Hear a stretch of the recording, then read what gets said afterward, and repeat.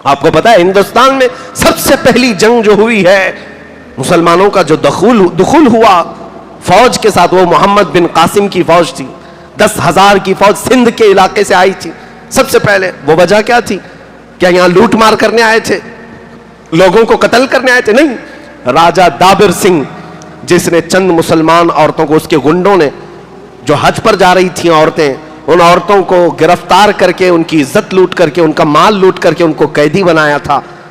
तो इन औरतों की तरफ से जो हालात देखा था, किसी ने जाकर खलीफा वक्त के सामने ये बात बयान की थी, तो मोहम्मद बिन कासिम 19 साल का जवान था, 19 साल का जवान था, 10,000 का लश्कर लेकर के हिंदुस्तान चला आया, सिर्फ अपनी बहनों की इज्जत वापस लेने के लिए। अपनी बहनों के ऊपर अगर किसी ने खराब नजर डाली है तो वो लश्कर लेकर आया, और ऐसा नहीं कि सीधा कत्ल वगारत शुरू किया। पहले राजा दाबिर सिंह को कहा भी कि जिन मुकद्दस औरतों को तुमने गिरफ्तार किया जो हज पर जा रही थी, उन्हें आजाद करो, और जिन्होंने उनके साथ खिलवाड़ किया उनको सजा दो। लेकिन उसको घमंड से चूर था वो बादशाह राजा। उसने कहा कि एक छोटा बच्चा मुझे ललकार रहा है, तुम्हारी बात पर तो न मैं औरतों को छोड़ूंगा न मेरे सिपाहियों को सजा दूंगा।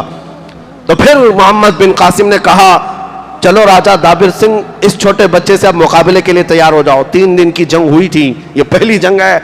मोहम्मद बिन कासिम ने ऐसी जंग लड़ी थी कि राजा दाबिर सिंह की पूरी फौज खत्म हो गई और उसका दौर ही खत्म हो गया। खुद राजा दाबिर सिंह कैदी बनकर के गिरफ्तार होकर आया।